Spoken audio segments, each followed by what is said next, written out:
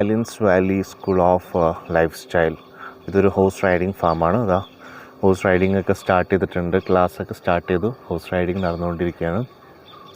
പിന്നെ മെയിനായിട്ട് നല്ല നേച്ചറായിട്ടൊന്ന് ഇടപഴകണമെന്ന് ആഗ്രഹിക്കുന്ന ഒരാൾക്കാർക്ക് വന്ന് ഇങ്ങനെ ഒരു ടെൻറ്റിലൊക്കെ താമസിച്ച് രാത്രി ഒരു ഫുഡൊക്കെ കഴിച്ച് കിടന്നുറങ്ങി രാവിലെ നേരത്തെ എണീറ്റ് ഇവിടെ കുറച്ച് ചെമ്മരിയാടുകളുണ്ട്.